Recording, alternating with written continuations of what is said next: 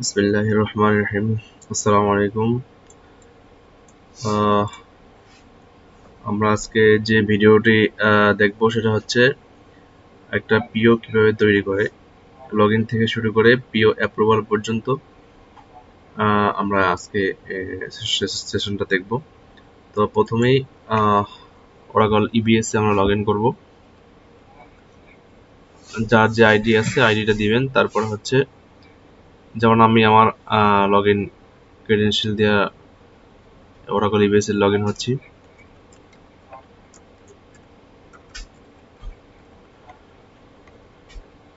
Login করার পরে এই পাশে হচ্ছে এটা হচ্ছে আমার ফেভারিট যে ফাংশনগুলো আমি চাইলে এখানে অ্যাড করতে পারবো, আর নেভিগেট করেও আমি আমার রেসপন্সিবিলিটি আমি সুইচ করতে পারবো। তো আমি যেহেতু অনেক রেসপন্সিবিলিটি কাজ করা হয়, এই কারণে এই রেসপন্সিবিলিটিগুলো আমার অ্যাসাইন করা। আর অন্যগুলো আপনারা পার্চেজিং এর জন্য পার্চেজিং রেসপন্সিবিলিটি দেওয়া থাকবে, শুধু এই রেসপন্সিবিলিটি ঢুকে পার্চেস তৈরি করতে পারবেন। তো এখানে পার্চেজিং পার্চেস অর্ডার থেকে পার্চেস অর্ডারস এই ফর্মটাতে আসতে হবে। আর পার্চেস অর্ডার সামারি এটা হচ্ছে আমার যদি আগে কোনো পার্চেস তৈরি করা থাকে, অর্ডার তৈরি করা থাকে, এটার স্ট্যাটাস চেক করার জন্য, এটার কোয়ান্টিটি বা এটার অ্যাপ্রুভাল স্ট্যাটাস চেক করার জন্য আমি পার্চেস অর্ডার সামারিতে আমাকে যেতে হবে। আর নতুন পার্চেসের জন্য আমাকে পার্চেস অর্ডারে ক্লিক করতে হবে।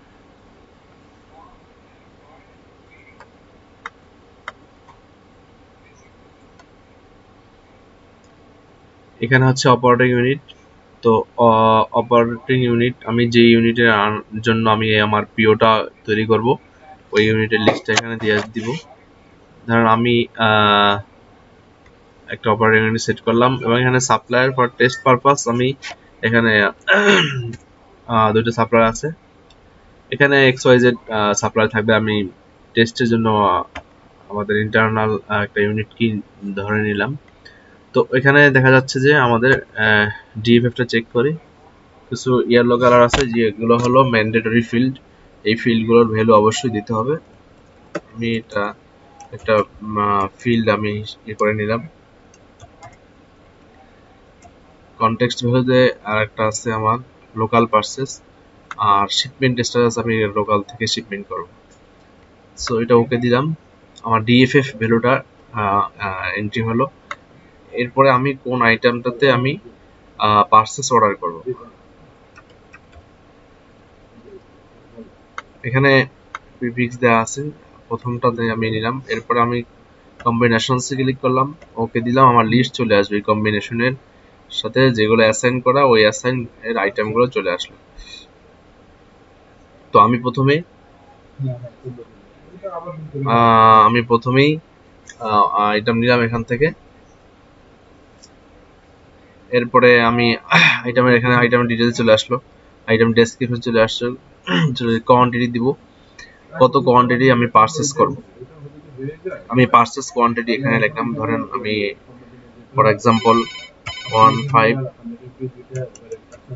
কোয়ান্টিটি আমি 1.5 প্রাইস দিয়ে নিলাম। আর এটা হচ্ছে কারেন্সি হচ্ছে বিডিটি, দেখা যাচ্ছে বিডিটি। আমি চাইলে এখানে প্রমিস, আমার এটা প্রমিস দিলাম এবং নিড বাই মিনিটটা দিয়ে দিব যে আমার আসলে অ্যাকচুয়ালি কত তারিখে এই আইটেমটা লাগবে। তো এই হলো মোটামুটি এটা পারচেজিং এর ইনফরমেশন। ম্যান্ডেটরি ইনফরমেশনগুলো আমরা এখানে সেট করে দিলাম। আমি চাইলে এখানে একটা ডেসক্রিপশনও দিতে পারি যে আমার এই পিওটা আসলে কিসের জন্য হচ্ছে। আমি একটা দিলাম যে টেস্ট yarn for নোমান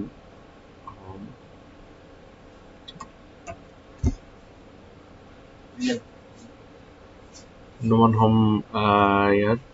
তো এটা দেওয়ার পর দেখা যাচ্ছে স্ট্যাটাস আছে আমার ইনকমপ্লিট, আর এখানে কোনো পিও নাম্বারও আসে না আমার। তার মানে হচ্ছে এইটা আমি এখনো সেভ করিনি।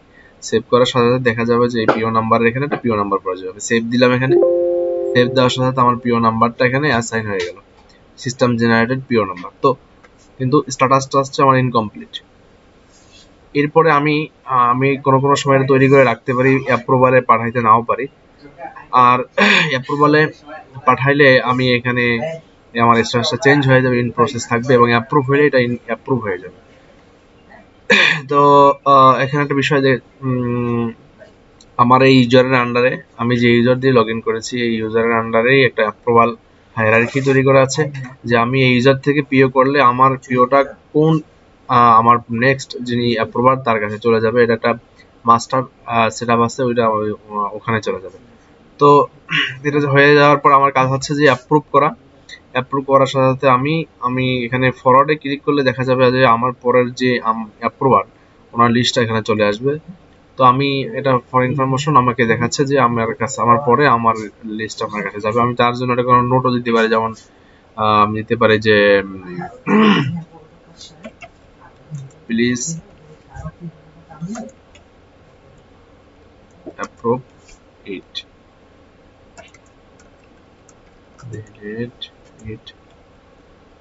আর্জেন্টলি। জাস্ট এটা হলো অ্যাপ্রুভালের জন্য নোট দেওয়া, যা অ্যাকচুয়ালি মানে এটার এই ব্যাপারে কোনো এডিশনাল কোনো ইনফরমেশন দেওয়া থাকলে বা কিছু থাকলে আমরা চাইলে এটা দিতে পারি। এখানে ওকে দিলেই পরের যিনি আসছেন এখানে অ্যাপ্রুভার, এই যে ফরওয়ার্ড টু আমি যাকে করেছি ওনার কাছে চলে যাবে এটা।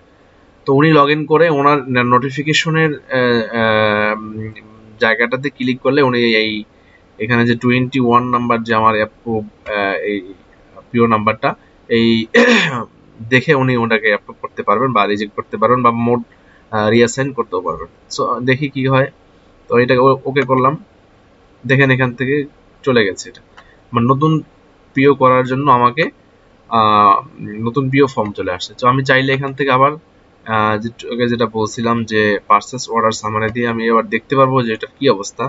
তো দেখে নিই নোমান হোম, এবং আপনার যদি পিও মনে না থাকে তাহলে লিস্ট থেকে আপনি পিও লিস্ট দেখতে পারবেন যে সর্বশেষ পিওটা কোনটা করা হয়েছে বা কোনটা আপনার কোনটাকে সার্চ এখানে এক্সট্রা দেখা যাচ্ছে ইন প্রসেস। তো এটা ওকে করলাম, ফাইন দিলাম।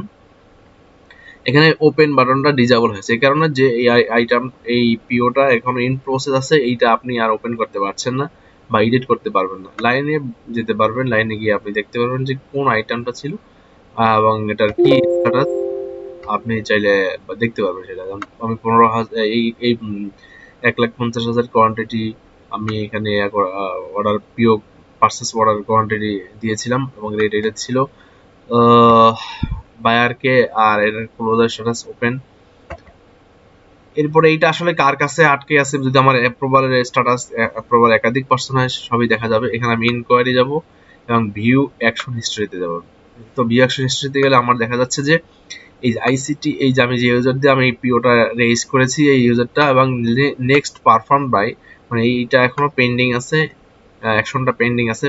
পারচেস নামে একটা ইউজার আছে, ওনার কাছে এটা পেন্ডিং আছে। তো আমি এখান থেকে আমার অর্ডারটা আমি চেক করতে পারবো। তো অ্যাকচুয়ালি এটা হলো মানে পারচেস টিমের কাজ এবং পিও তৈরি করার প্রসেস। নেক্সট ধাপটা হচ্ছে যিনি অ্যাপ করবেন তার জন্য আমিও সেটা এখান থেকে সেটাও দেখাচ্ছি। যেমন আমি এখান থেকে বের হয়ে আসলাম, এইটা লগ আউট করলাম, আর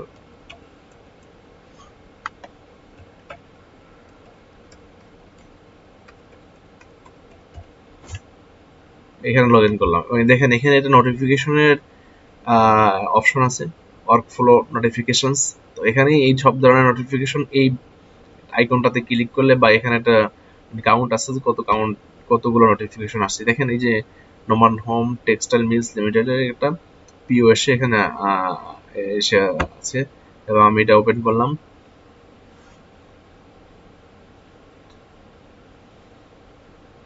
ওপেন করার সাথে সাথে এখানে অ্যাপ্রুভ আছে, অর্থাৎ চাইলে আমি এখানে দেখে সবগুলো রিভিউ করে এই যে দেখেন কার মানে পরে কে থাকবে এবং কোন আইটেমটার জন্য আমার পারচেজ অর্ডারটা করা হয়েছে, আইটেম ডেসক্রিপশন কোয়ান্টিটি সহ এখানে চলে আসছে। তো এটা চাইলে আমি এখানে অ্যাপ্রুভও করতে পারি, আবার অ্যাপ্রুভ করে অন্য কারো কাছেও ফরওয়ার্ড করতে পারি। সেক্ষেত্রে অ্যাপ্রুভ আর ফরওয়ার্ড মানে হলো ফরওয়ার্ডের ইউজার নামটা দিতে হবে। আর শুধু ফরওয়ার্ড হলো আমি অ্যাপ্রুভ করলাম না কিন্তু ফরওয়ার্ড করলাম, তার মানে হচ্ছে উনি যদি কোনো কিছু আপডেট করে সেভ দেয় তাহলে ওইটা আবার আমার কাছে অ্যাপ্রুভারের কাছে চলে আসবে। উনি চাইলে রিজেক্টও করে দিতে পারে অথবা রিঅ্যাসাইনও করতে পারে অন্য কাউকে। আবার যিনি রেজ করছেন তার কাছে মোর ইনফরমেশনও চাইতে পারেন। উনি যদি চিন্তা করেন না আমি অ্যাপ্রুভ করে দেবো, কিছু আপডেট বা কিছু চেঞ্জ করে সেটা উনি করতে পারেন। এখানে এডিট ডকুমেন্ট আছে, যদি কোনো মনে করেন যে আমি অ্যাপ্রুভ করার আগেই নিজে অ্যাপ্রুভ বাটনে ক্লিক করব, তার আগেই ইয়ে করব, আমি কিছু চেঞ্জ করতে চাচ্ছি, যেমন আমি এখানে বায়ারকেও আমি চেঞ্জ করতে পারি, আমার কোনো ডেসক্রিপশনও চেঞ্জ করতে পারি। আবার চাইলে এই যে এখানে লাইন কোনো কোয়ান্টিটি আমি বাড়াবো কিংবা কমাবো, কিংবা রেট বাড়াবো কমাবো, তখন আমি চাইলে ইচ্ছা করলে এখানে এই যে কোয়ান্টিটি এবং এই কোয়ান্টিটি চাইলে আমি চেঞ্জ করতে পারবো। তো এই যে এখানে আপডেট বাটন আছে, আপডেট বাটনে ক্লিক করলে আমার চেঞ্জের অপশনটা দেখা যাবে, চলে আসবে। এখানে চেঞ্জের অপশন চলে আসছে, K G kilogram, each and everything এখানে পসিবল। আবার চাইলে আমি কোনো কিছু অ্যাটাচমেন্টও দিতে পারি, দিয়ে আমি অ্যাপ্লাই করব। তো এই ফর্মটাতে আমি এই কাজগুলো করতে পারি। একটা দেখেন যে এখানে এই যে ডেসক্রিপশনটা, আমি যেটা ডেসক্রিপশন হিসেবে পিও হেডার ফর্মে লিখেছিলাম, ডেসক্রিপশনটা এখানে চলে আসছে। তো এভাবে হচ্ছে যে আমি অ্যাপ্রুভালের কাজ হচ্ছে এখানে হয় অ্যাপ্রুভ, রিজেক্ট অথবা এডিশন কিছু করতে যদি চায় সে এটা করতে পারে।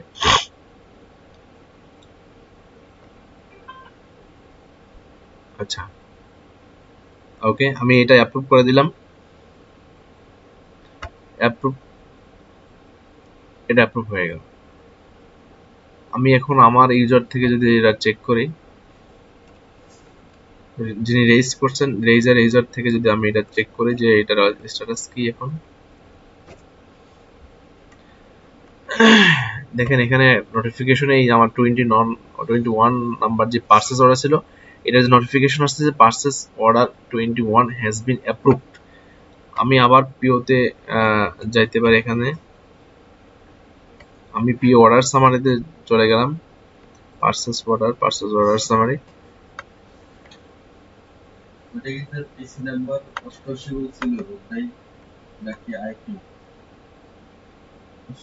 আচ্ছা, নোমান হোম, এখান থেকে 21 নম্বর আমি জানি, আমি অনেকভাবে এখান থেকে সার্চ করতে পারি। আমি চাইলে বায়ারের নাম দিয়ে সার্চ করতে পারি। বায়ার বলতে আমি যে রেজিস্ট করছেন উনি, যেমন আইসিটি, এইটা হলো রেজার, আমি এইটা দিয়ে কি রেজিস্ট করছি সেই লিস্টও দেখতে পারবো আমি কি কি করলাম। যেমন লাস্ট 21, আমি এটা ওপেন করলাম, ওপেন এখন অনাবল আছে, এই কারণে যে আমার এটা অ্যাপ্রুভ হয়ে আছে, অ্যাপ্রুভ হয়েছে। আমি লাইনে গিয়ে এটা দেখতে পারি, দেখেন ইনকোয়ারি ভিউ অ্যাকশন হিস্ট্রি, দেখা যাচ্ছে যে এটা মিস্টার পার্সেস যিনি ছিলেন আমার নেক্সট অ্যাপ্রুভার, উনি এটা অ্যাপ্রুভ করেছেন, এবং এটা আমি চাইলে ওপেনও করতে পারি, ওপেন করে এখানে আসতে পারি। তবে এখানে আবার যদি আমি কিছু, এই যে অ্যাপ্রুভ বাটনে কিন্তু ডিজেবল, আমি এখানে যদি কোনো কিছু চেঞ্জ করি, কোনো মডিফাই করি, সেক্ষেত্রে আবার অ্যাপ্রুভ বাটন এনাবল হবে, ফার্দার আমার নেক্সট যে অ্যাপ্রুভার আছে ওনার কাছে অ্যাপ্রুভারের জন্য চলে যাবে। তো এটা হচ্ছে মূলত পার্সেস অর্ডারের প্রাইমারি যে কাজগুলো, এটা যে একটা পিও কিভাবে রেজ করলো এবং কিভাবে পিওটা অ্যাপ্রুভ হলো। নেক্সট ধাপ হচ্ছে ইনভেন্টরি রিসিভিং, আমরা পরের ধাপটা আবার ইনভেন্টরির জন্য দেখব। সকলকে ধন্যবাদ, আল্লাহ হাফেজ।